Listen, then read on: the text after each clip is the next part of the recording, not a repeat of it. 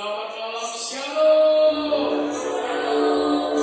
Yang hari ini rasa sukacita boleh memberi tepuk tangan yang meriah untuk Tuhan Yesus Kristus. Dan yang hari ini rasa syukur berkali saya mengaku kami negeri. Kasih salam kanan kiri minimal 5 orang dan katakan, mari kita memuji Tuhan sambil bersukacita. Sambil bersukacita.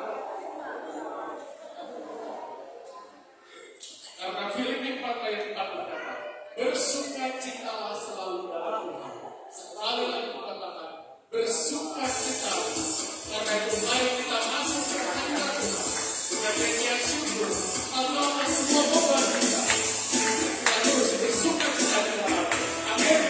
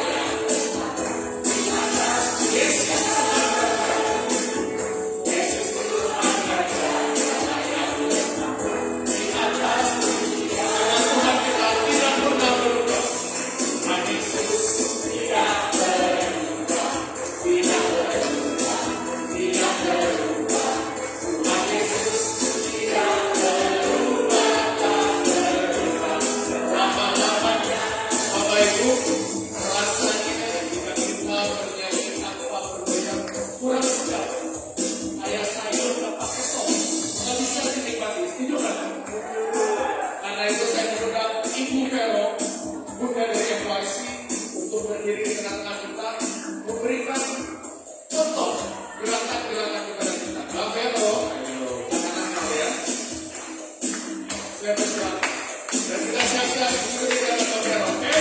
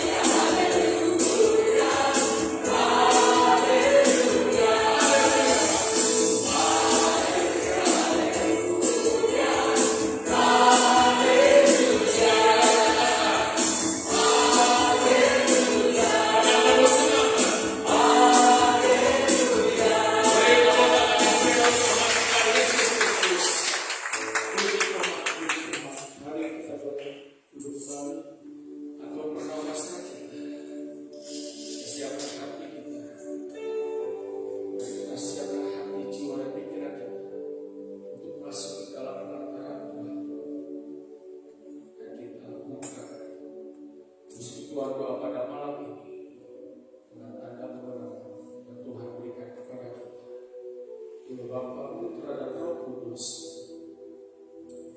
Hati-hatinya mengucap syukur kepada Bapa atas setiap kasih, pemeliharaan, dan pertolongan yang boleh kami rasakan di sepanjang hidup ini.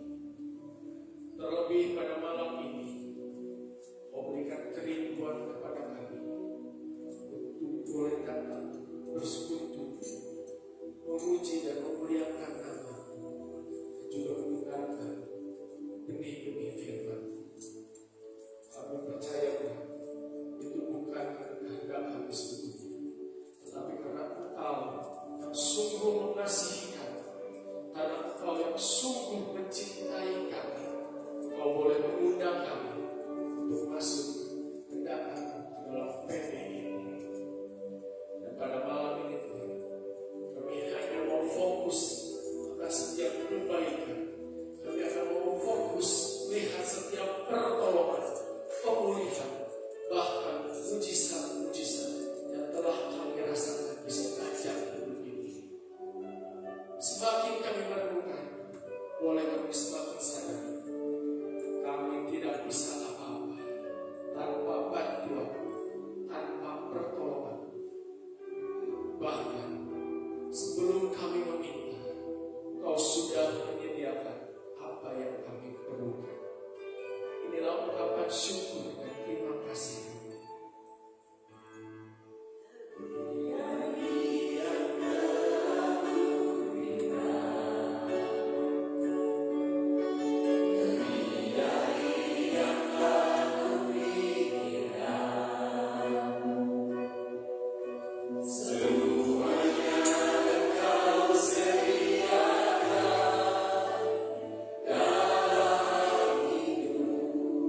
Tidak dapat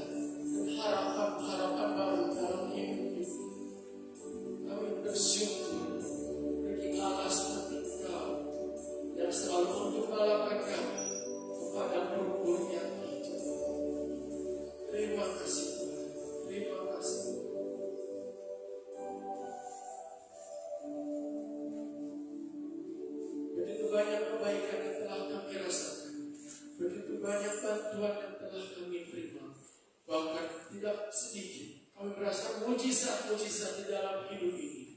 Karena itu pada malam ini Tuhan, kami mau terus bersorak-sorai, kami mau terus meninggikan nama, kami mau terus memuliakan nama, karena kami tahu hanya Engkau satu-satunya yang layak kami puji dan kami sembah. Dengan setiap lagu yang kami katakan, karena rasa syukur dan pengakuan kami Tuhan, kami mau membesarkan nama-Mu, Engkaulah luar biasa.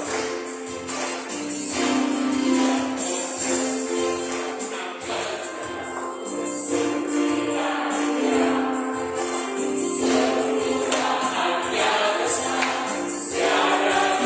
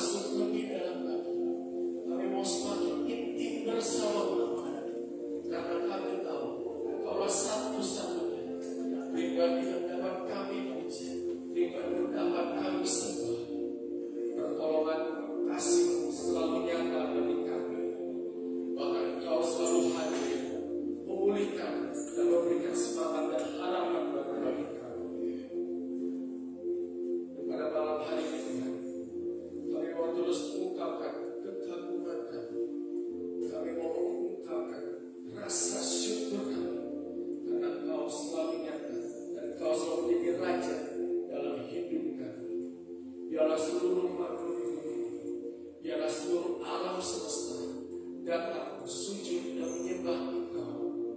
Inilah penyembahan kami, inilah pujian kami, inilah pengakuan kami, karena Engkau sungguh luar biasa dalam hidup ini.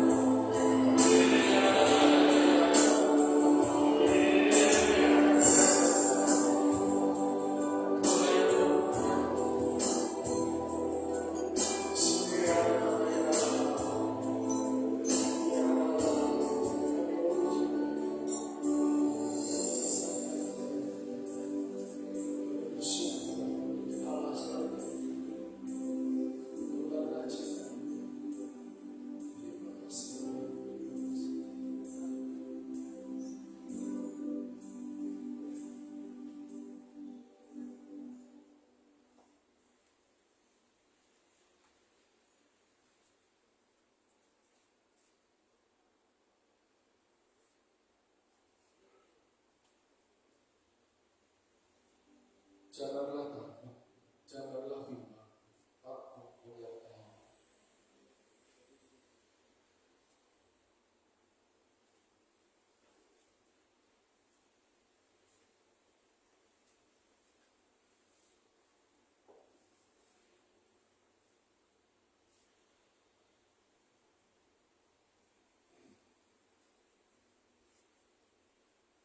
Terima kasih Tuhan atas lawatan.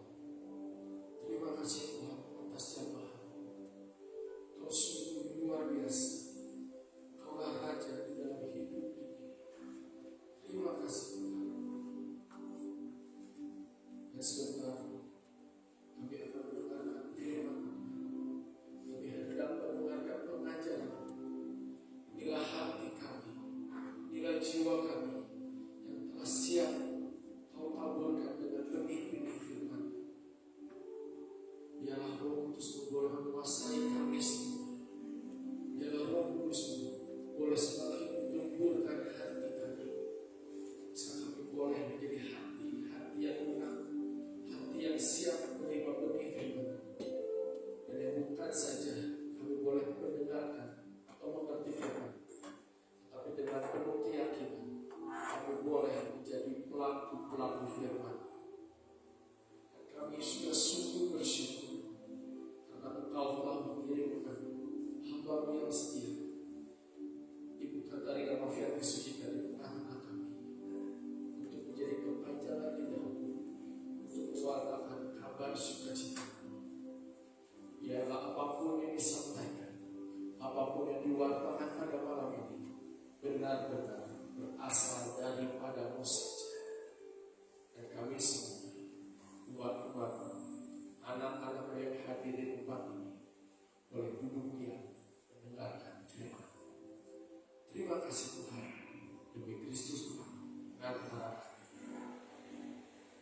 Silakan Cici Rofi.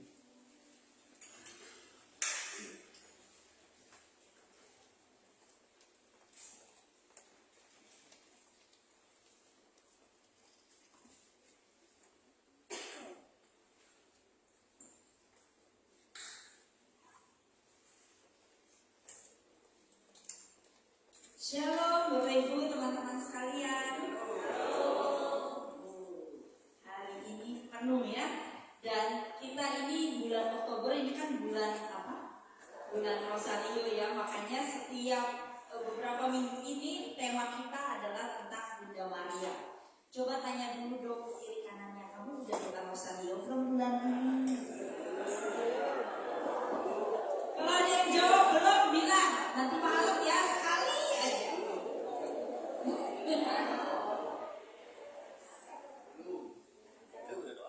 Siapa belumnya keras?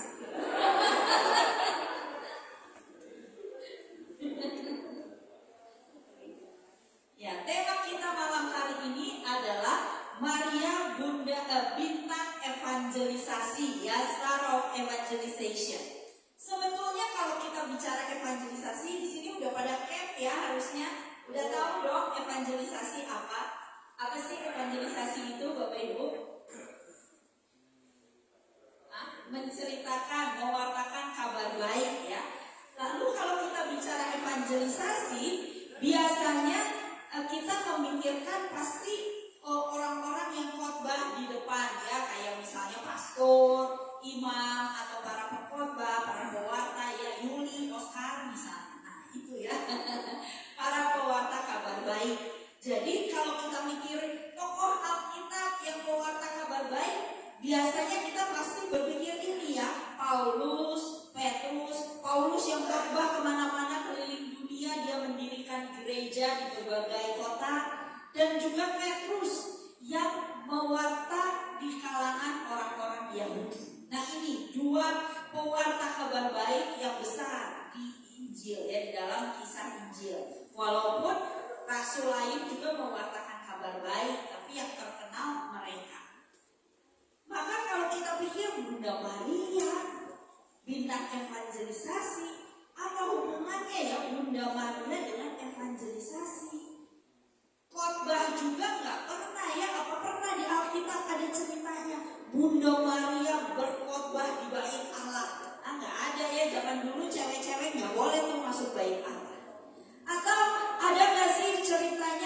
Bunda Maria mengajar pendalaman Alkitab di rumahnya, mimpin komsel. Nggak ada juga.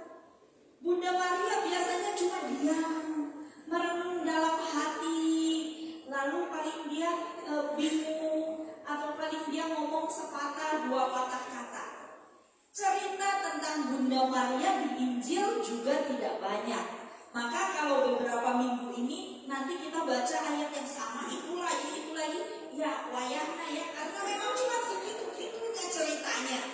Nggak ada lagi ya kecuali satu Alkitab tentang Maria yang bisa ganti-ganti tiap minggu. Tapi ini memang terbatas. Tetapi yang luar biasa, dari perikop yang terbatas itu ternyata banyak yang bisa digali. Setiap tahun bulan Mei, bulan Oktober kita renungkan, kita baca, dapat lagi sesuatu yang baru. Ada lagi sesuatu yang baru. Jadi kita percaya juga malam hari ini ada sesuatu yang baru yang mau Tuhan sampaikan kepada Anda dan saya. Amin. Kasih tahu sebelahnya, ada pesan baru loh.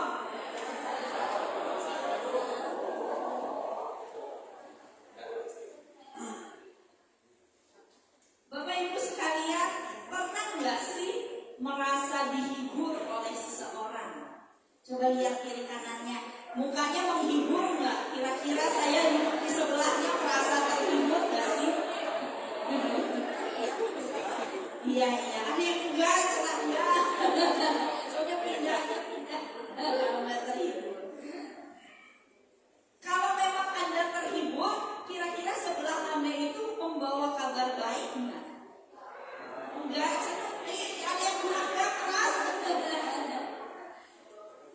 Membawa ya, dengan hanya hadir penuh senyum, ya dulunya nggak geser-geser gitu juga, itu udah membawa kabar baik ya. Tapi kalau duduk ngerepotin misalnya ya, terus nyesek-nyesekin, nah mungkin bukan kabar baik yang dibawa. Tapi ternyata hal sederhana juga bisa membawa kabar baik buat orang lain. Saya ingat beberapa tahun lalu, ini udah lama ya, waktu mama saya stroke, udah lama banget. Maka waktu itu saya kan khawatir ya, bingung, gimana ini, belum pernah ya dengar ada orang stroke, nanti sembuh nggak ya, nggak tahu.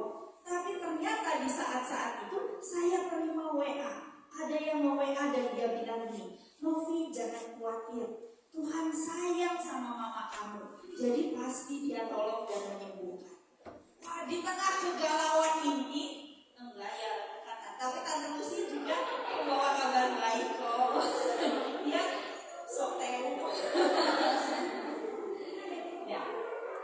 Tapi di tengah kegalauan itu, membaca WA yang kayak gitu, itu rasanya menguatkan banget. Rasanya itu kabar baik. Walaupun secara teori aku udah tahu Tuhan baik, tapi dengan baca WA, wah, aku dikuatkan lagi, semangat lagi. Nah, jadi ternyata membawa kabar baik juga bisa sesimpel itu. Hanya lewat senyuman, perbuatan kita, atau perkataan kita. Bahkan kalau di zaman modern, ya lewat WA itu ya, lewat medsos kita atau dunia maya, itu juga tempat kita mewartakan kabar baik. Jadi bisa di mana aja loh Bapak Ibu sekalian. Maka kalau Maria menjadi bintang evangelisasi, ya bisa aja ya, karena ternyata membawa kabar gembira dan kabar baik itu gak sulit, gak harus berdiri di depan sini. Tapi dimanapun Anda berada, Anda bisa bawa kabar gembira. Amin. Nah, lalu kenapa disebut bintang? Sebetulnya ini julukan yang pertama kali diberikan oleh Paus ke-6. Tetapi kemudian Paus berikutnya, mulai dari Paus Santo Yohanes Paulus II, Paus Benediktus XVI, Paus Fransiskus juga menyebut lagi. Bahkan disebutnya Maria bintang evangelisasi baru. Nah, kalau kita dengar kata bintang, apa sih yang pertama muncul di pikiran kita? Terang, ya. Tapi kalau zaman sekarang, kalau belum lihat gambar ini ya, nah ini mungkin kepikirnya bintang film ya, Indonesian Idol gitu kepikirnya, atau bintang TikTok sekarang kan gitu ya ya, oh bintang TikTok, selebgram, itu yang berpikir. Tetapi kalau zaman dulu bintang tuh ya seperti ini ya, bukan bintang yang wah, yang hebat, yang cantik, yang pokoknya banyak pengikutnya, banyak followernya. Tapi bintang itu ya betulan bintang di langit, ya bintang kecil di langit yang apa sih? Oh iya, sampai lupa. Nah, apa sih fungsi bintang? Kalau zaman dulu bintang itu berfungsi buat para pelaut. Karena belum ada GPS, jadi kalau mereka melaut, mereka pasti lihat bintang. Oh, itu bintang yang bentuknya kayak layangan. Terima kasih. Iya, oh, kabar baik. Terima kasih Cisti. Boleh kasih tepuk tangan dong. Nah, jadi misalnya itu ya ada bintang yang bentuknya kayak layangan. Aku mau ngikut ke arah situ. Berarti setiap kali mau berlayar dia cek dulu. Oh, bintangnya udah geser. Berarti kapal saya udah geser. Belokin lagi kapalnya supaya arahnya tetap. Jadi bintang itu fungsinya sangat penting buat orang-orang zaman dulu. Ya ini kayak apa sih, hidup matinya si pelaut itu ya bergantung pada bintang. Tetapi sebetulnya bintang kan nggak punya cahayanya sendiri. Dan tujuan si pelaut ini bukan bintang ya, dia bukan nyari oh saya mau ke bintang itu, bukan. Bintang hanya membantu menunjukkan jalan. Nanti kalau si pelaut udah nyampe tujuan, ya udah dia nggak lihat lagi bintangnya. Kalau dia udah nyampe darat, dia nggak cari-cari kalau mana ya bintangnya mana ya. Udah nggak butuh katanya, karena saya udah nyampe di darat. Bintangnya hanya berguna saat saya mencari jalan, saat saya tersesat. Maka Bunda Maria sebagai bintang evangelisasi juga fungsinya sama. Dia menunjukkan jalan kepada sang kabar gembira. Siapa kabar gembiranya? Yesus. Jadi yang kita cari adalah Yesusnya. Tujuan kita tetap Yesus. Sebetulnya bintang filmnya Yesus ya, selebritisnya Yesus. Bunda Maria itu menunjukkan jalan saat kita tersesat, saat kita bingung, nggak tahu arah di mana ya, aku harus kemana. Nah, Bunda Maria membawa kita ke arah yang benar. Tapi kalau kita udah nyampe ke arah yang benar, mungkin kita lupakan dia. Udah nggak novena lagi, aku udah dapat yang aku mau. Ya nggak apa-apa juga. Gak apa-apa, Bunda Marianya juga gak akan marah, kamu habis mandi sepat ibu, aku enggak. Tenang aja ya, karena memang tugas Bunda Maria adalah menunjukkan jalan kepada sang kabar gembira.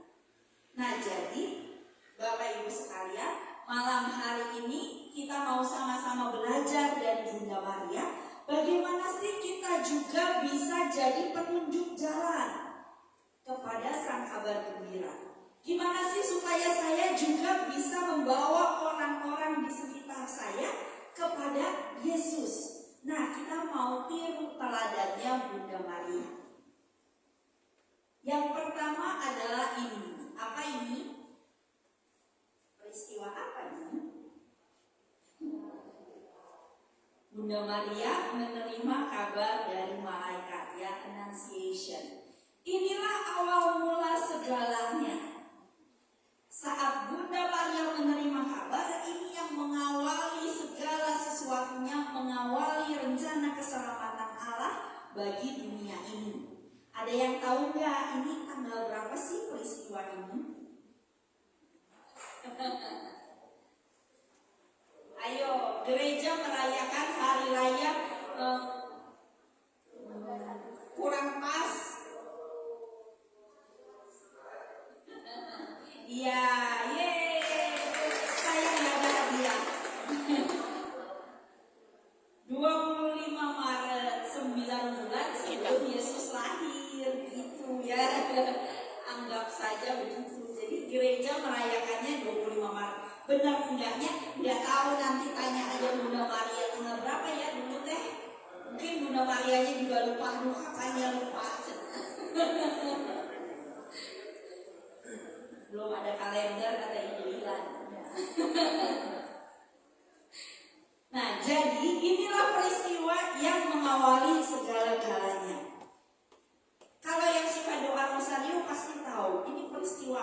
keberapa? Peristiwa gembira pertama. Tapi kalau kita renungkan, benar nggak sih ini peristiwa gembira?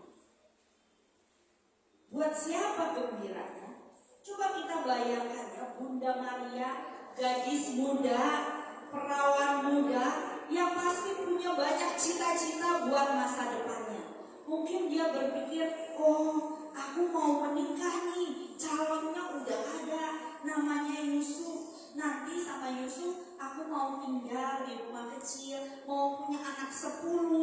Lalu nanti biar Yusuf yang bekerja, aku masak aja di rumah. Udah punya cita-cita masa depan. Tetapi begitu malaikat datang dan bilang, Maria, kamu akan mengandung dari Roh Kudus, hancur masa depannya. Hancur semua cita-citanya, semua yang sudah dia rencanakan itu hilang.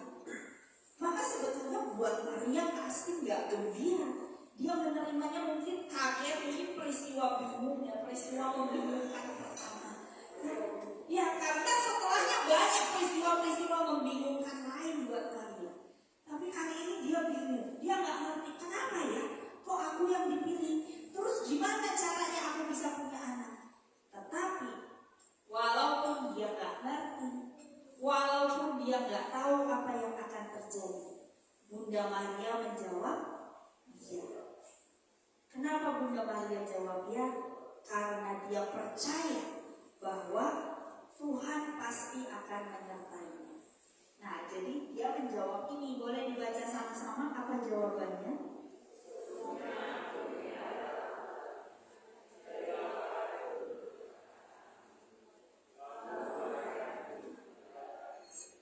Ini jawaban Maria. Ya, aku ini hamba Tuhan. Dia menyadari siapa dirinya. Aku ini cuma hambanya Tuhan. Maka ya udah, terserah Tuhan aja. Hidupku milik Tuhan. Jadi silahkan Tuhan lakukan apapun dalam hidupku. Aku percaya Tuhan pasti menyertai dan aku serahkan hidupku padamu. Tapi lalu lihat apa yang terjadi. Boleh dibaca lagi yang merah sama-sama 1, 2, 3. Lalu malaikat itu meninggalkan dia. Nah ini juga aneh ya, peristiwa membingungkan lagi.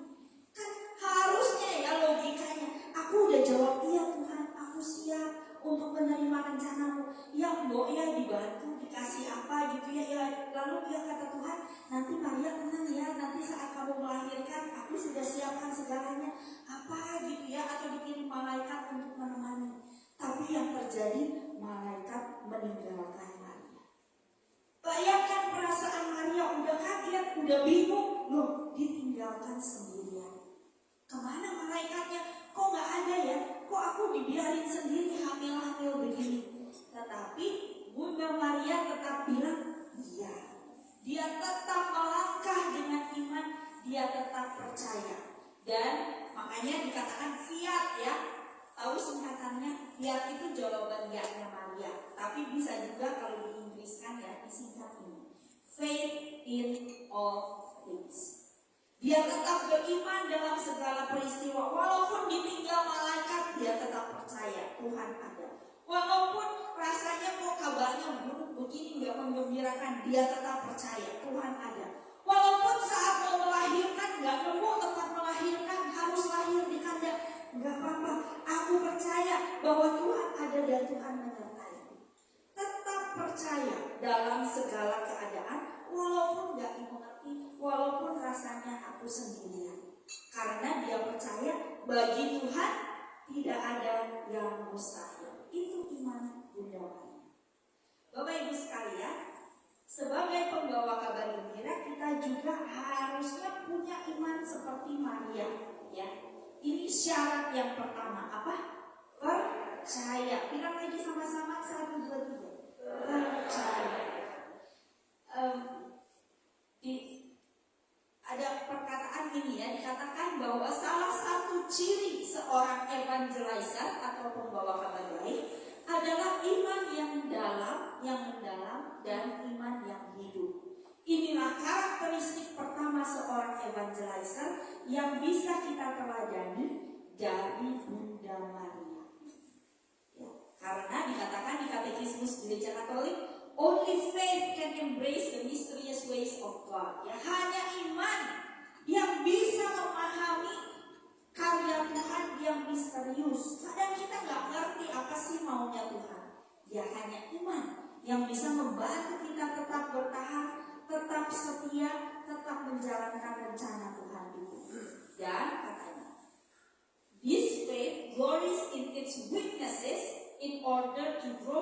self Christ power.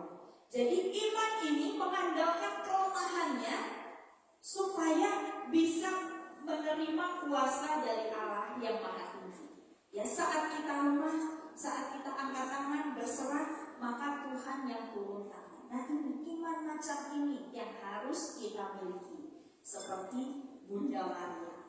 Nah, jadi percaya Bapak Ibu, ini syarat yang pertama, apa? Percaya. Tapi kadang kalau kita mengalami masalah, sulit ya untuk percaya.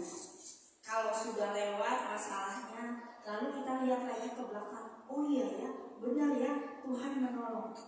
Tapi saat kita di tengah masalahnya, seringkali kita juga merasakan seperti yang Bunda Maria rasakan. Rasanya ditinggalkan, rasanya kok aku udah doa tapi gak ada jawaban, rasanya kok susah ya untuk percaya, rasanya seperti dalam kegelapan. Beberapa bulan lalu, pasti Bapak Ibu banyak yang sudah tahu juga, mamaku kan operasi. Nah, hari ini bintangnya kesaksiannya tentang mama. Mama operasi, dan karena ya banyak faktor risikonya, ada diabetes, darah tinggi, kolesterol ya, dan macam-macam lagi. Maka sebetulnya walaupun operasinya harusnya simpel, sederhana, tapi jadi tidak simpel karena faktor risiko itu. Maka dokternya juga bilang, pokoknya ini kalau dioperasi harus secepat mungkin, nggak bisa sambil melihat ini nanti diapain lagi, enggak, pokoknya operasinya karena ada benjolan di kandungannya.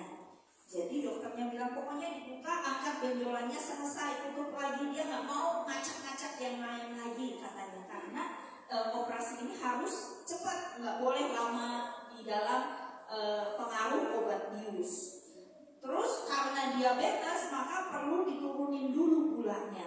Jadi waktu itu ya kami doa sama-sama apakah ini harus operasi atau enggak. Dan ternyata gulanya turun pas hari-hari menjelang operasi itu.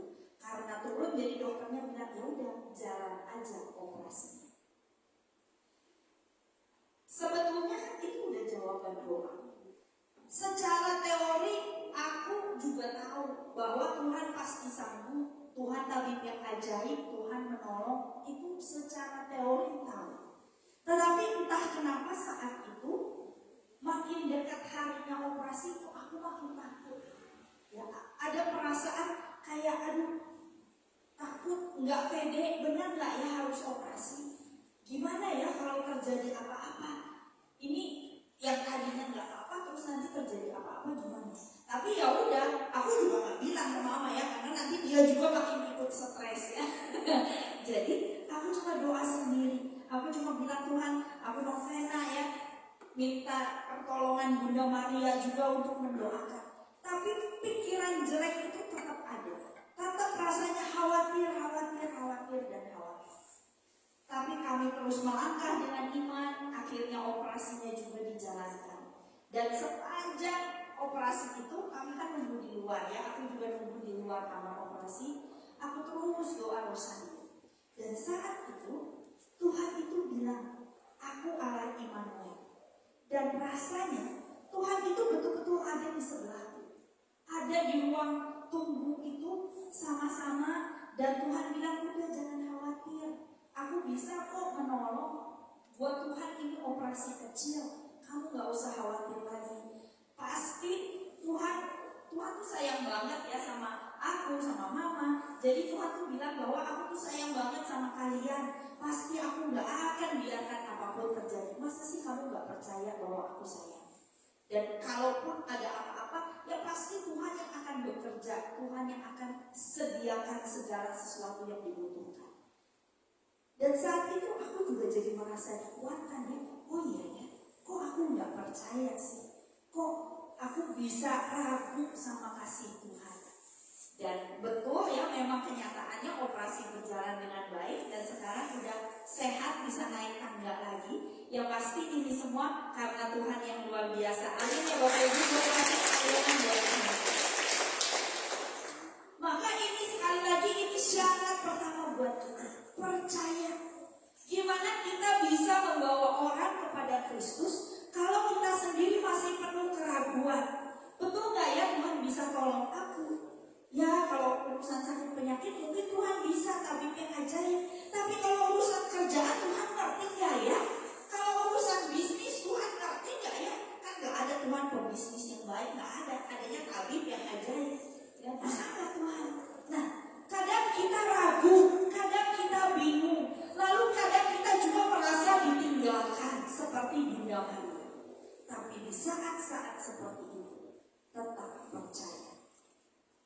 Percaya karena Allah yang kita sembah itu Allah yang luar biasa ya. Allahku luar biasa, Allahku luar biasa, Allahku luar biasa, persoalanku biasa. Jadi gak usah khawatir karena dia memang Allah yang ajaib. Amin Bapak Ibu. Kasih tahu sebelah-sebelahnya percaya.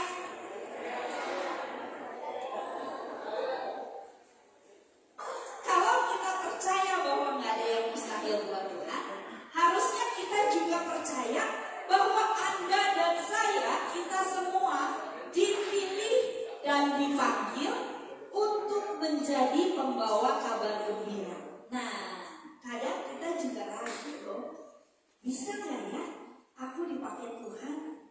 Bisa nggak ya aku ini cerita tentang Tuhan? Aku tahu nih temanku ini butuh pertolongan, butuh didoakan.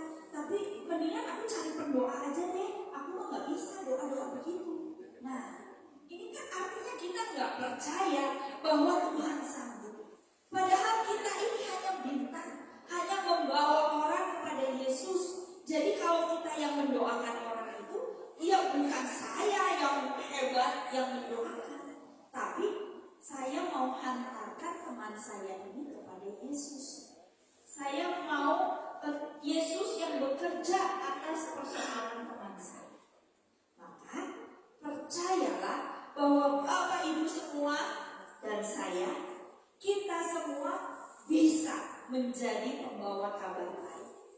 Kita semua mampu untuk membawa orang-orang kepada Yesus. Amin. Karena bagi Tuhan tidak ada yang mustahil. Ya, jadi percaya pasti kita bisa. Nah, lalu setelah Bunda Maria percaya, apa yang dia lakukan? Mari kita baca bergantian ya. Yang hitam-hitam dibaca oleh para pria, yang merah-merah oleh para wanita. Mari kita baca pria 1, 2, 3.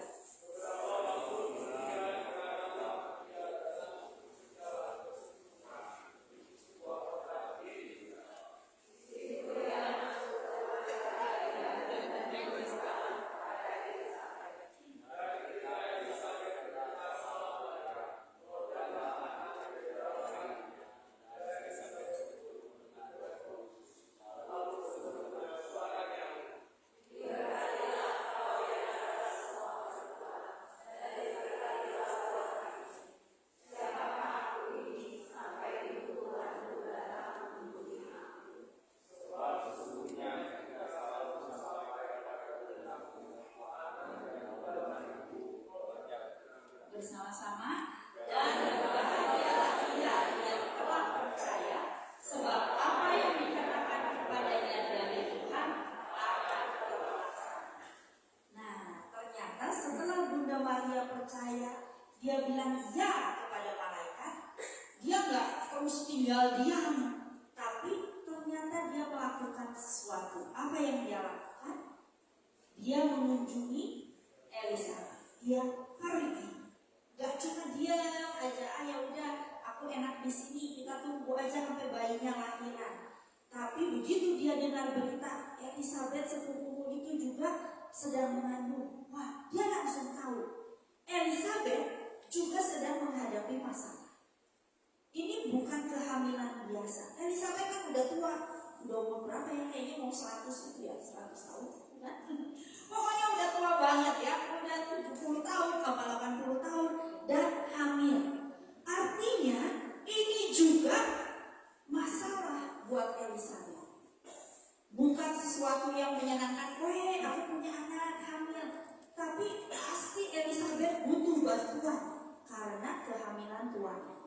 Maka Bunda Maria gak pikir bahwa dia sendiri juga lagi bermasalah, tapi dia langsung pergi dan dia mengunjungi Elizabeth karena dia tahu saudaranya butuh bantuan. Nah, kalau kita lihat ayatnya tadi, beberapa waktu kemudian berangkatlah Maria dan langsung, ada kata langsung. Jadi ini bukan trip yang direncanakan. Oh, Elizabeth hamil. Tunggu kita lihat dulu kalender. Oh, minggu ini gak bisa, minggu ini ada camp. Minggu depan gak bisa, ada PD. Ya bolehlah 3 minggu lagi deh aku mengunjungi Elizabeth pas jadwalnya kosong. Kita kan biasa gitu, lihat-lihat agenda dulu. Saya juga begitu. Gak langsung.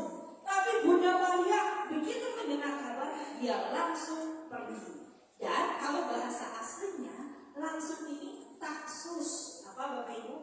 Taksus. Taksus ini artinya tergesa-gesa.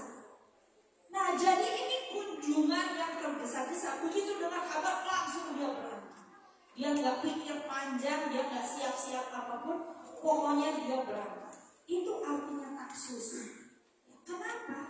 Karena Bunda Maria rindu ingin segera membagikan kabar baik. Karena dia ingin segera menolong Elizabeth yang dia tahu sedang dalam kesusahan. Itu sebabnya tanpa memikirkan dirinya dia tinggalkan zona nyamannya dan dia pergi. Ini sebetulnya seperti amanat agung ya. Kita tahu amanat agung juga bicara soal pergilah, jadikanlah semua bangsa milikku. Mungkin kita pikir ayat ini bicara soal pergi keliling dunia jadi misionaris. Pergi artinya keluar dari comfort zone kita. Pergi artinya kita mau bicara pada orang yang mungkin selama ini nggak kita ajak bicara. Pergi artinya kita mau peduli pada orang yang kita ajak bicara, pada orang yang kita temui. Bukan sibuk sendiri, tapi kita mau peduli. Ini artinya pergi. Maka Bunda Maria dia pergi keluar dari comfort zone-nya. Dan apa hasilnya? Setelah dia pergi dari zona nyamannya, dia bisa membagikan kabar gembira itu. Elizabeth bersuka cita, dan bayi di dalam kandungan Elizabeth juga melonjak karena mereka bertemu dengan Yesus. Ini juga saatnya Bunda Maria pergi. Tahu nggak ini siapa? Kira-kira siapa nih?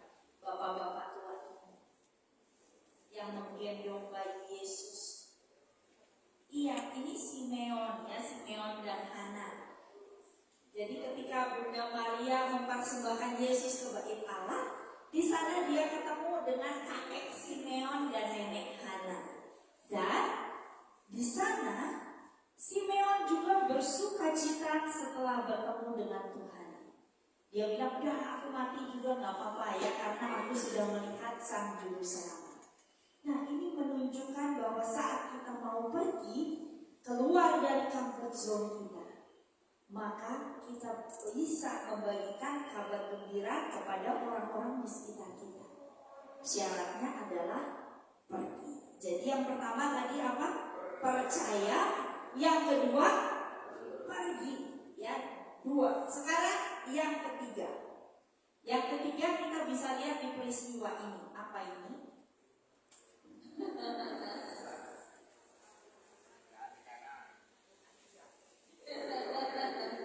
Ini adalah perkawinan di Kana. Ya pasti tahu ya ceritanya. Mempelainya kehabisan anggur dan akhirnya apa yang dilakukan? Nah, yang dilakukan sebetulnya apa? Bunda Maria juga melakukan yang tadi. Dia percaya bahwa Yesus pasti bisa menolong. Ya, itu sebabnya dia datangi Yesus, dia bilang tuh anggurnya habis. Lalu dia juga mau pergi dari comfort zone-nya. Kenapa dia bisa tahu bahwa anggurnya habis? Ya kan, kalau bayangkan, ya karena dia ke dapur ya. Karena ibu-ibu jadi ke dapur. Tapi coba bayangkan kalau kita datang ke pesta kawin,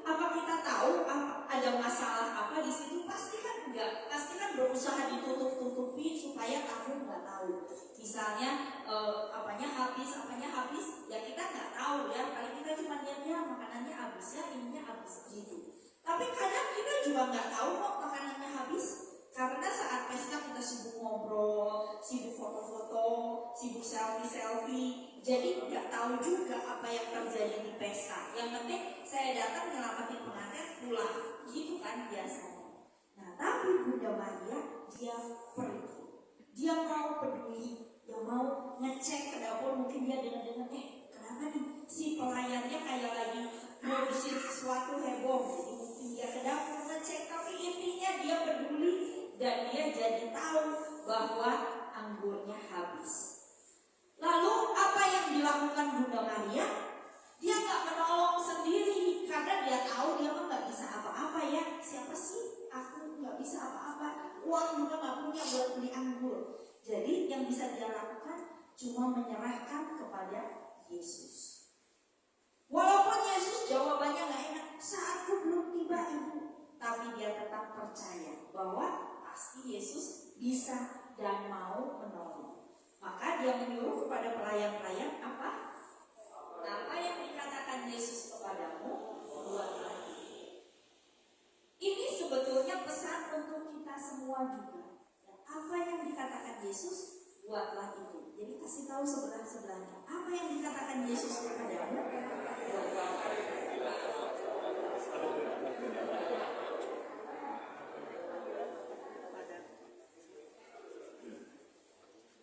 Taat ya, apa yang dikatakan Yesus, taati, lakukan. Seringkali kita punya dorongan, tapi kita nggak mau melakukan. Suatu hari aku ketemu dengan ada orang pengamen ya, tapi ngamennya itu beda. Kalau biasa kadang ada yang ngamen ribut yang cuma jeng.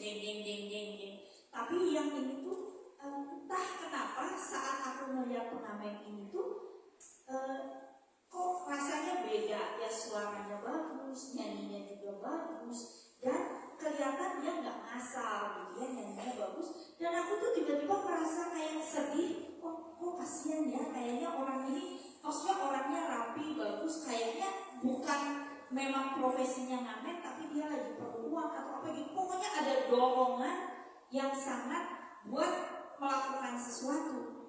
Tapi waktu itu aku cuekin, ya udah bagus ya nyanyinya cuma itu, terus aku pergi. Lalu suamiku sih yang bilang, karena sepanjang jalan sudah pergi itu aku terus bilang, kasihan ya pengamen tadi, kok itu gitu ya, aneh ya pengamennya kok kayak gitu. Lalu suamiku bilang, ya kalau kamu kasihan kasih dong katanya. Kalau kamu memang tergerak melakukan sesuatu ya tolong dia kasih kayak apa aja. Oh iya ya, saya pikir iya juga, saya kan cuma tergerak kasihan tapi nggak melakukan apa-apa. Jadi akhirnya saya balik lagi dan saya kasih. Nah, kadang-kadang mungkin kita seperti itu ya, ada dorongan di hati kita mendoakan seseorang atau melakukan sesuatu, tapi mungkin kita cuekin. Nah, ini pesan Bunda Maria kepada kita. Apa yang dikatakan Yesus kepadamu, buatlah itu. Lakukan.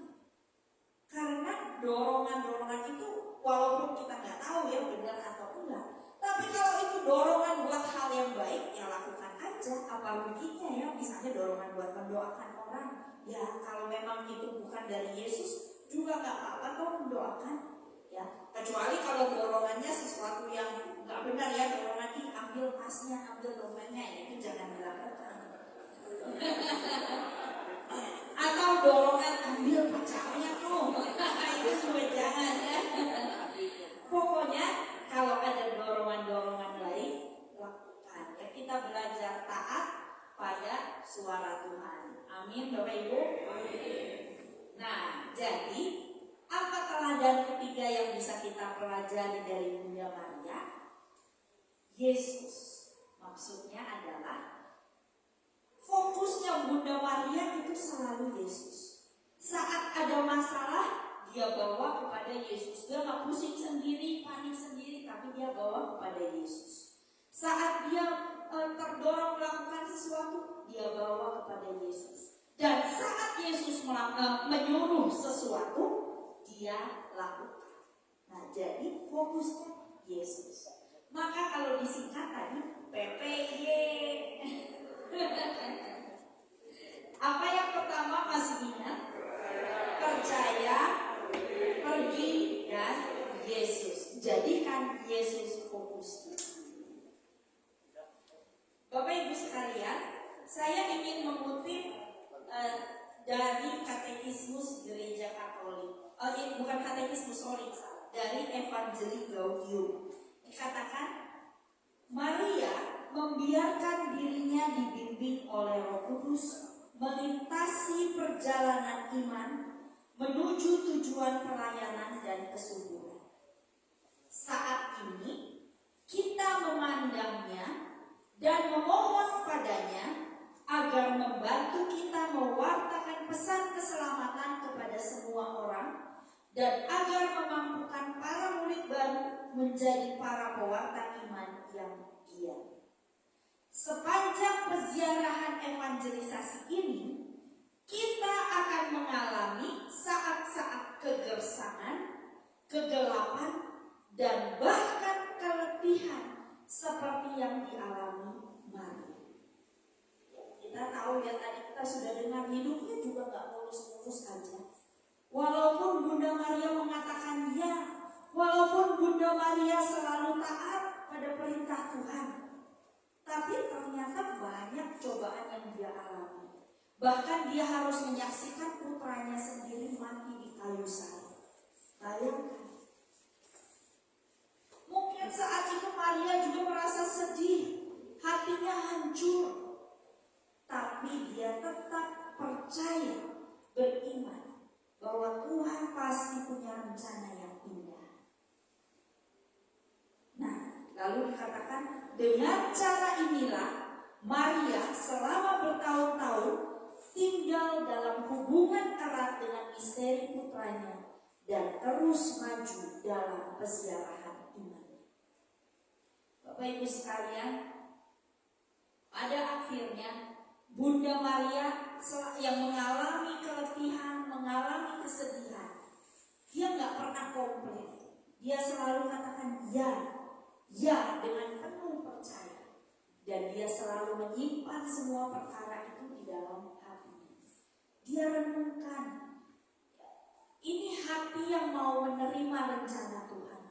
Ini hati yang mau terbuka untuk rencana Tuhan, walaupun rencana Tuhan itu beda dari rencananya. Walaupun dia nggak paham rencana Tuhan, tapi dia mau terbuka untuk rencana Tuhan. Dan pada akhirnya Bunda Maria bisa melihat rencana Tuhan terjadi dalam hidup para rasul dan dalam hidupnya di hari Pentakosta. Saat itu Roh Kudus tercurah atas para rasul, memampukan mereka menjadi pewarta-pewarta kabar sukacita karena ada Roh Kudus di dalam hati mereka. Bapak Ibu teman-teman sekalian, Roh Kudus sudah ada di dalam hati kita semua, ya, Anda dan saya. Kita sudah terima saat kita dibaptis. Maka kini kita diajak juga untuk menjadi pembawa kabar gembira dimanapun kita berada. Yang pertama, kita mesti percaya bahwa Tuhan sendiri yang akan memampukan kita. Percaya bahwa apapun yang terjadi, meskipun itu suka atau duka, tapi Tuhan ada bersama kita. Dan yang kedua, kita mau berani pergi, melangkah maju, keluar dari comfort zone kita. Dan yang ketiga, seperti Bunda Maria, mari kita terus arahkan pandangan kita kepada Tuhan.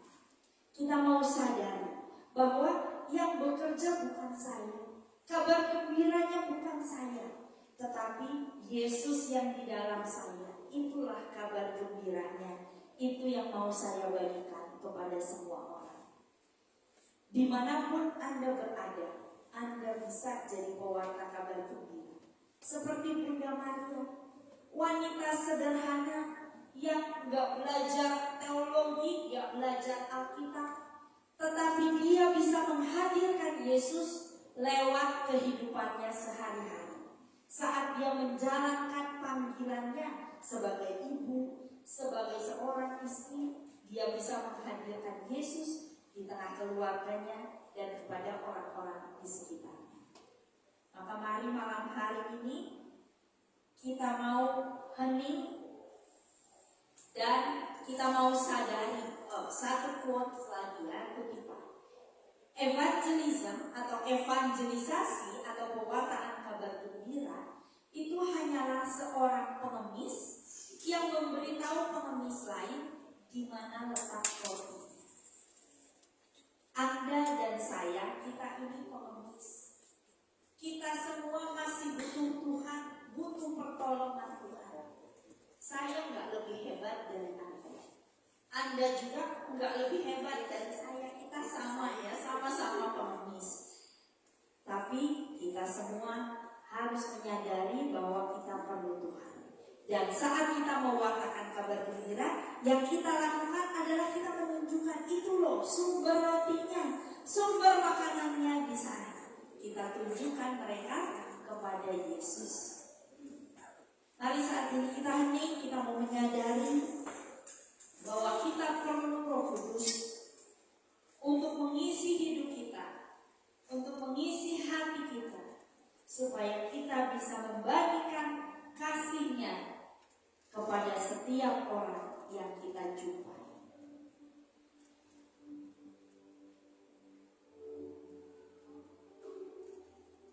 Bapak yang penuh kasih, kami bersyukur malam hari ini kami boleh belajar dari Bunda Maria, seorang wanita yang luar biasa, yang penuh iman percaya kepadamu.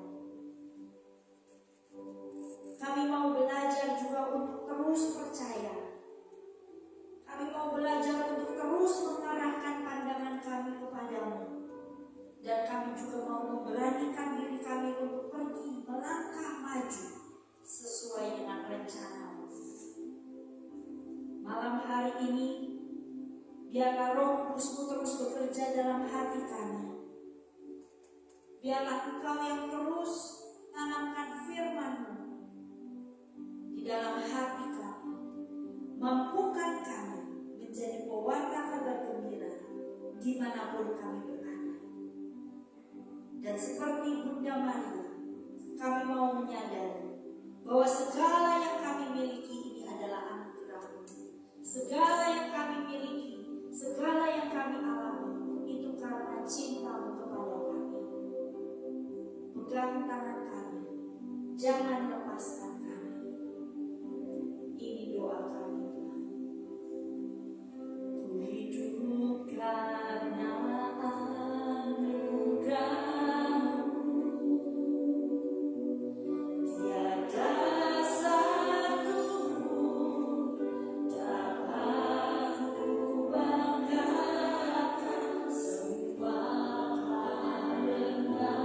cinta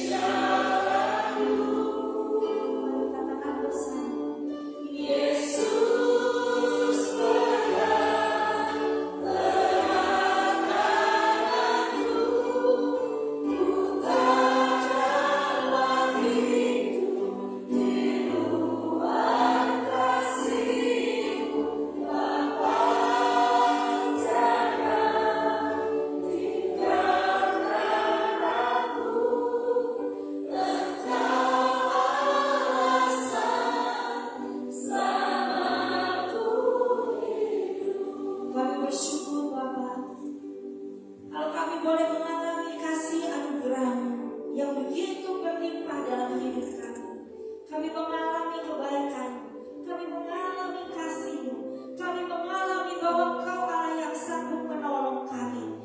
Dan kami tahu dan kami percaya bahwa Engkau masih belum selesai dalam hidup kami. Engkau masih mau terus bekerja dalam hidup kami. Terima kasih untuk kasih-Mu. Dan kami juga bersyukur kalau Engkau memilih kami menjadi anak-anak-Mu. Dan kami tahu Engkau juga memilih kami menjadi pewarta-pewarta kabar sukacita-Mu, untuk mewartakan kasih-Mu di tengah dunia ini. Begitu banyak orang di sekitar kami yang memerlukan kasih-Mu. Begitu banyak orang di sekitar kami yang hidup dalam kegelapan, dan mereka perlu mengenal-Mu. Mereka perlu mengenal terang kasih-Mu. Biarlah kami boleh menolong mereka. Pakai kami menjadi alat-alat-Mu untuk mewartakan kabar sukacita-Mu kepada jiwa-jiwa yang tersesat, mereka yang terhilang, mereka yang memerlukan. Ini kami Tuhan, kami mau menyediakan hidup kami. Kami mau berikan diri kami untuk Kau pakai seturut rencana-Mu.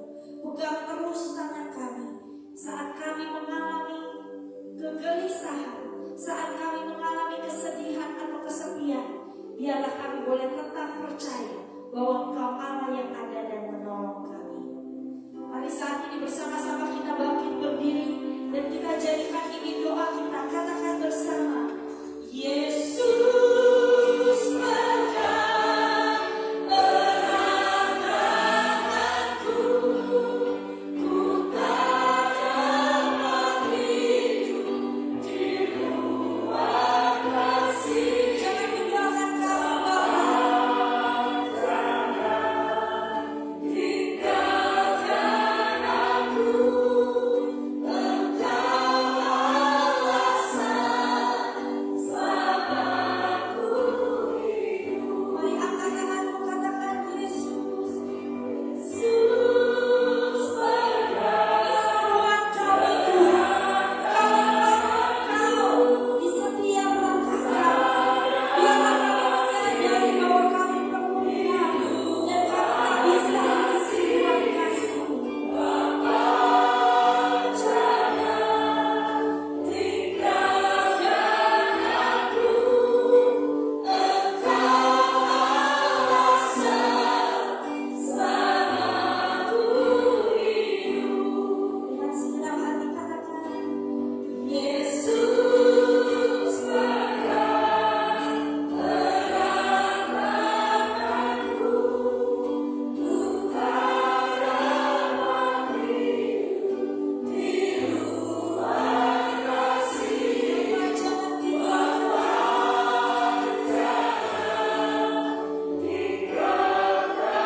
aku, Engkau alasan selamaku. Hanya Engkau Tuhan alasan kami hidup.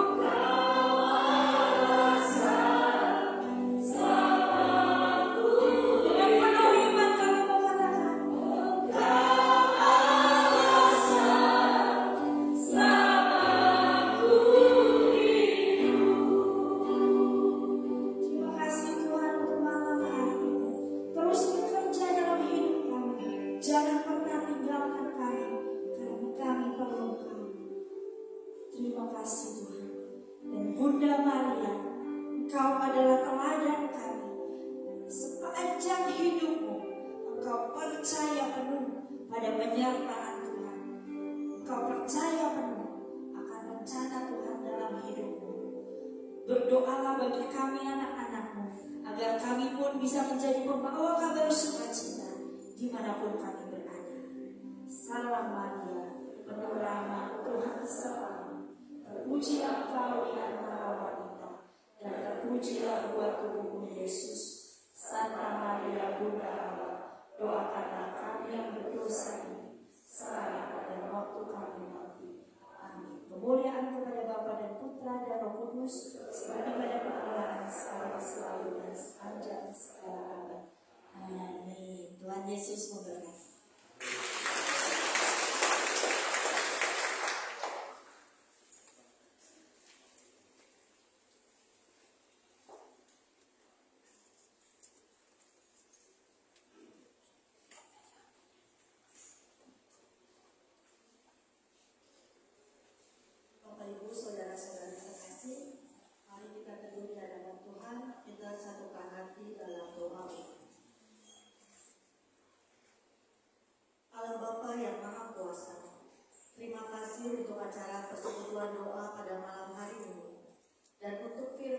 baru saja kami dengarkan. Semoga kami mampu meniru teladan Bunda Maria untuk setia dan percaya sepenuhnya kepadamu. Dan biar melalui ketaatan kami kepadamu, kami mau melakukan bagian kami untuk membawa kabar gembira bagi orang-orang yang ada di sekitar kami, supaya mereka semakin mengenal Engkau. Marilah kita mohon. Allah Bapa yang Maha Baik, kami juga mau berdoa bagi Ibu Katarina Novianti yang telah membawakan renungan pada malam hari ini. Kiranya berkat-Mu senantiasa tercurah untuk Ibu Novi beserta seluruh keluarga. Anugerahkanlah kesehatan yang baik serta kelancaran dalam setiap usaha, pekerjaan, dan pelayanan, sehingga setiap hal yang beliau lakukan sungguh hanya untuk memuliakan nama-Mu dan semakin banyak orang yang diberkati. Marilah kita mohon. Allah Bapa yang Maha Baik, kami juga mau berdoa bagi bangsa dan negara Indonesia agar menjadi negara yang adil dan makmur. Juga bagi Bapak Presiden Jokowi beserta seluruh jajaran kabinet. Kiranya Engkau senantiasa mengurapi mereka. Anugerahkanlah kesehatan, hikmat kebijaksanaan, kejujuran, dan kekuatan kepada mereka dalam menjalankan setiap tugas kenegaraan dan mengambil keputusan penting bagi bangsa ini. Marilah kita mohon. Allah Bapa yang Maha Baik, kami juga mau berdoa bagi perdamaian dunia, khususnya bagi negara-negara yang saat ini sedang dalam kemelut dan konflik. Kiranya Engkau berkenan untuk mencurahkan hujan perdamaian, agar konflik antar negara ini dapat diselesaikan, dan seluruh umat manusia dapat hidup berdampingan dengan damai dan sejahtera. Dan bagi para korban perang, kiranya tangan kasih-Mu yang menopang dan menguatkan setiap dari mereka. Marilah kita mohon. Kami juga mau berdoa bagi tim Pastores Paroki Dekanat Bandung Barat, khususnya tim Pastores Santo Laurentius, Pastur Bogar, Pastur Maman, Pastur Hendra, dan Pastur Alon, serta para imam lainnya. Anugerahkanlah kesehatan yang baik kepada mereka. Murnikan terus pelayanan mereka dalam menjalankan tugas panggilannya dan membawa umat-Mu agar semakin mengasihi Engkau sebagai satu-satunya Allah yang menyelamatkan. Marilah kita mohon. Kami juga mau berdoa bagi kami semua yang hadir di dalam persekutuan doa pada malam hari ini. Berikanlah kami semangat untuk terus bersekutu dengan Engkau, untuk selalu memuji dan memuliakan-Mu, untuk melayani dan mengasihi sesama kami, dimanapun kami berada. Tuntunlah kami, agar kami tidak membiarkan kesibukan duniawi menghalangi sabda Tuhan untuk tinggal dalam hati kami. Marilah kita mohon. Bapa, kami bersyukur dan berterima kasih atas seluruh berkat yang kami terima daripada-Mu. Saat ini ya Bapa, kami mau memberikan persembahan kami yang terbaik untuk persekutuan doa kami, agar dapat dipergunakan untuk kegiatan-kegiatan persekutuan doa ini dan dapat dipergunakan untuk memperluas kerajaan. Terima kasih Bapa. Semua doa ini kami panjatkan kepada-Mu dengan perantaraan Putra-Mu Yesus Kristus dalam persekutuan Roh Kudus yang hidup dan berkuasa kini dan sepanjang segala masa. Amin. Terima kasih. Baik, sebelum penutup kita akan dibagikan kata kolektor. Sambil kata kolektor dibagikan, mari kita angkat satu lagu pujian dan ternyatakan ketika kita berada dalam fase yang berat, kita mampu terbang tinggi melintasi langit dan dari hidup.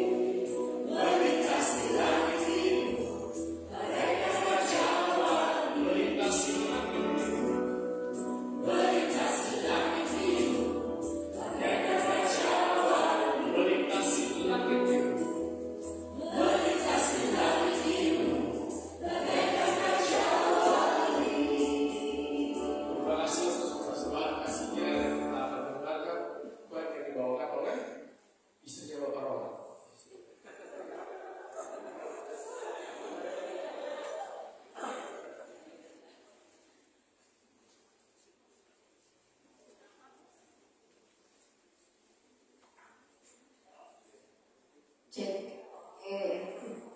Shalom Bapak Ibu yang terkasih dalam Kristus. Bagaimana yang merasa hari ini sungguh terberkati? Boleh angkat tangannya. Kita berikan tepuk tangan sekali lagi untuk Ibu Novi yang sudah membawakannya. Masih ingat tadi kuncinya apa? Ada 3. PPY apa PPY itu? Terus Y-nya luar biasa ya. Terima kasih kepada Bu Novi yang sudah melayani firman pada malam hari ini. Tuhan Yesus memberkati. Amin. Kemudian terima kasih juga kepada seluruh tim yang sudah bertugas pada malam hari ini.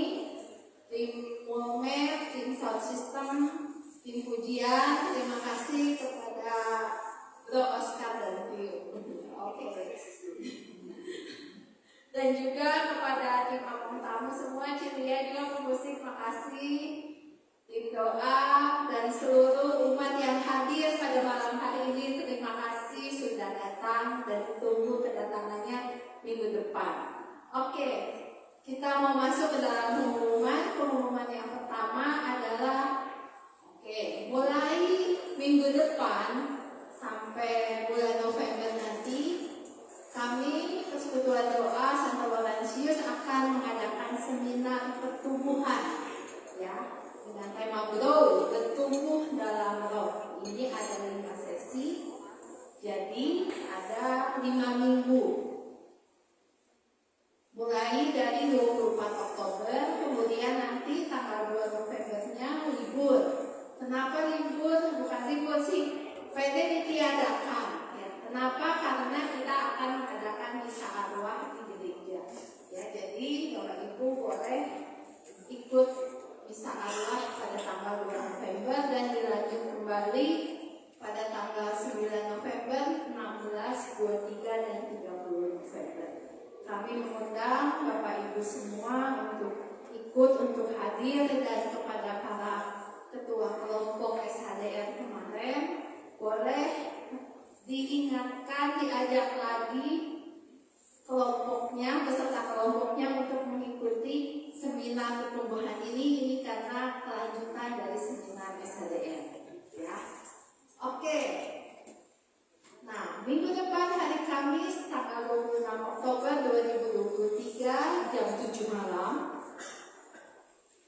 kita akan mengadakan seminar pertumbuhan yang pertama dengan tema hidup Kristiani yang bertumbuh, yang akan dibawakan oleh Bapak Lanis Manu.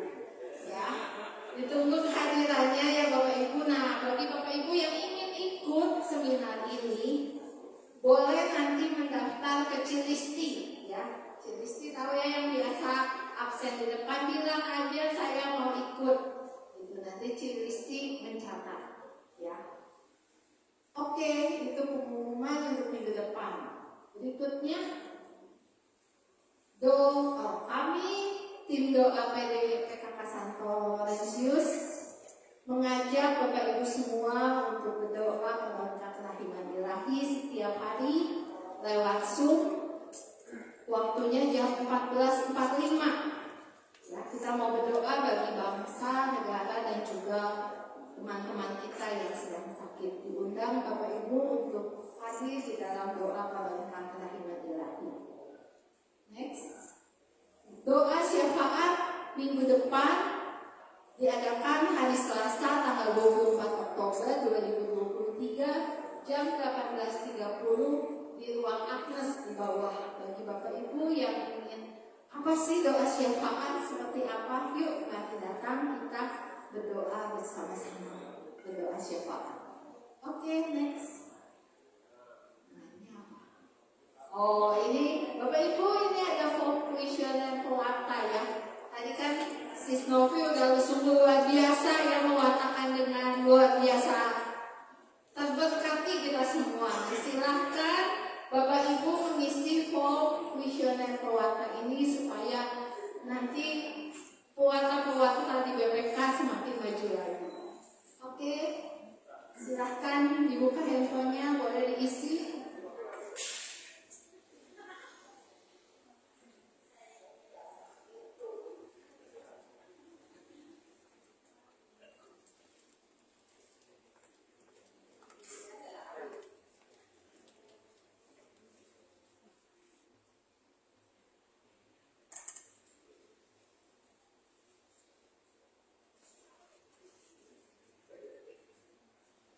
Oke, sudah?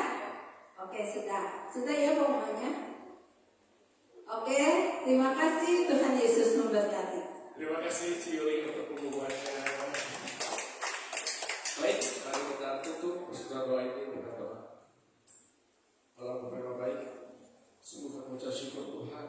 Kami sungguh bersyukur karena pada malam ini satu kali lagi kami diingatkan agar kami boleh meneladani Bunda yang terkasih, Bunda Maria, yang selalu percaya, yang selalu berserah pada penderitaan dan karya. Dan ajarilah kami juga agar seperti Bunda Maria yang selalu mau taat pergi kemanapun Engkau memerintahkan, dan biarlah Engkau menjadi satu-satunya fokus dan tujuan hidup kami. Kami sungguh bersyukur Tuhan karena Engkau selalu mengingatkan kami. Dan kami juga ingin mendoakan keluarga kami, Ibu Katarina Novianti Sugita, biar Kau terus berkati, biar Kau terus urapi, berilah dia semangat yang baru untuk melayani Engkau, untuk selalu menyenangkan hati. Berkatilah pekerjaannya, berkatilah pelayanannya, berkatilah keluarganya, agar senantiasa dalam naungan dan hikmat selalu turun atas kami. Dan sebentar kami akan berpisah satu sama lain. Kami akan kembali ke rumah kami masing-masing. Kami butuh pimpinan, kami butuh penyinggungan, sehingga kami boleh pulang kembali ke rumah kami masing-masing